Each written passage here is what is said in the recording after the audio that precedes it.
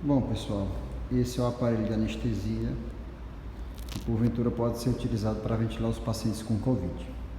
Vou mostrar algumas funcionalidades dele para que permita que profissionais não anestesistas, clínicos, intensivistas e fisioterapeutas possam utilizar de maneira adequada. Bom, é um sistema que tem um ramo inspiratório e expiratório. Eu vou falar um pouquinho dessa outra traqueia depois. A gente vê aqui que é um inspiratório por essa setinha que tem aqui e o expiratório aqui, tá bom? É um sistema semi-fechado, no qual o paciente recebe o gás por aqui, faz a expiração por esse ramo, passa por esse absorvedor chamado calçodada, que absorve o CO2 e devolve para o paciente. Ou seja, o fluxo utilizado nesse aparelho, fluxo de gás fresco que a gente chama, a mistura de oxigênio e ar comprimido, ela não precisa ser maior que o volume minuto. Na verdade, ela é às vezes bem menor que o volume minuto. Bom, então vamos ligar o aparelho. Na parte de trás tem um interruptor que eu vou ligar, ele vai fazer um teste no sistema e tenho que lembrar, obviamente, de ligar os gases, o oxigênio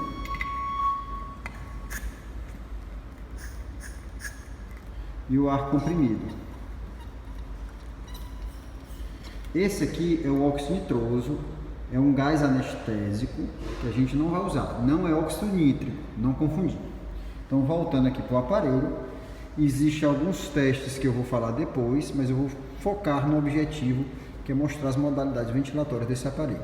E existem algumas diferenças de como manusear. A primeira diferença eu queria citar, que apesar desse ventilador ter um fluxômetro, ele não dá curva de fluxo. O que, numa ventilação com maiores frequências, é difícil da gente avaliar se está fazendo auto-PIP. Mas eu vou falar um pouquinho. Então, ventilação controlada a volume. Eu vou ajustar a pressão máxima, sempre confirmar aqui no botão rotatório, ajustar o volume corrente, confirmando no botão rotatório, a frequência, o tempo ins e ex. Eu não mexo nesse aparelho no fluxo, a ventilação controlada a volume, eu mexo na relação ins e ex. E aqui é o tempo de pausa inspiratória em cada ciclo, ou seja, nessa configuração ele insufla os 400 ml em 80% do tempo e 20% é de pausa inspiratória. E aqui a PIP que eu vou utilizar no meu paciente, sempre apertando o OK. Confirmei, ele vai começar a ciclar. Esse aqui é o balão que está simulando o ventilador. Só um detalhe importante, veja que o fluxo aqui está 0, certo? Então eu tenho que ajustar o fluxo, e é aqui que eu vou ajustar a minha FiO2. A gente vai fazer uma tabelinha para facilitar o manuseio da FiO2 de acordo com o fluxo.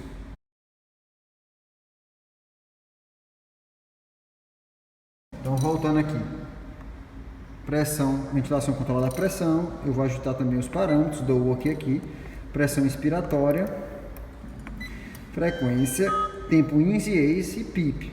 Aqui eu queria fazer só um parêntese, que diferente dos ventiladores de UTI, em vez de ajustar o tempo de rampa, eu vou ajustar o fluxo inspiratório, o que a gente não faz muito nos ventiladores de UTI.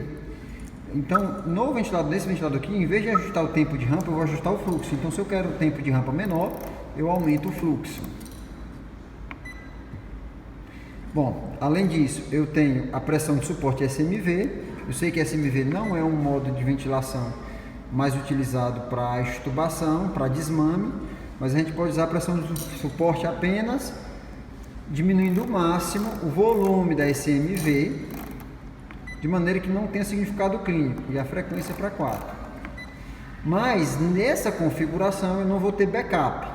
Então, se eu estou com medo do paciente fazer apneia, obrigatoriamente eu tenho que deixar algum volume para esse paciente e aí vai se tornar um SMV. Mas se eu estou garantindo que ele tem drive, eu posso deixar naquela configuração.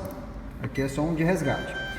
Delta de pressão, o PIP, e aqui eu vou ter o gatilho, né, 2 a 3 de fluxo, não tem um gatilho por pressão.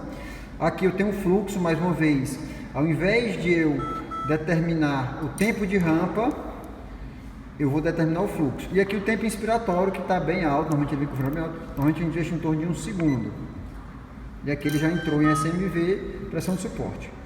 Uma outra maneira, já bem perto do paciente ser estubado, é deixar na manual espontânea. Isso é muito usado por agente anestesista, e não sei se é o caso de se usar no ambiente de terapia intensiva. Mas quando eu seleciono esse modo, ele vai pressurizar o sistema todo a partir da pressão que eu coloco nessa válvula, que a gente chama de APL ou pop-off. Então, se eu deixo uma CPAP, uma pressão de 5 a 10, o sistema vai estar pressurizado e eu vou conseguir ventilar meu paciente a partir da compressão do balão, né? Eu não vou estar ventilando. Eu vou estar com um pico de pressão de 10, que é onde abre essa válvula, e vou ventilar com isso. Mas a ideia desse parâmetro é ver se o paciente, é quase como um teste de avaliação de ventilação espontânea. O paciente vai estar ventilando espontaneamente com esse CPAP. Um outro detalhe bastante importante desse aparelho é essa válvula COSI. É importante que no ambiente de terapia intensiva a gente deixe ela nessa configuração. Quando eu boto nessa configuração,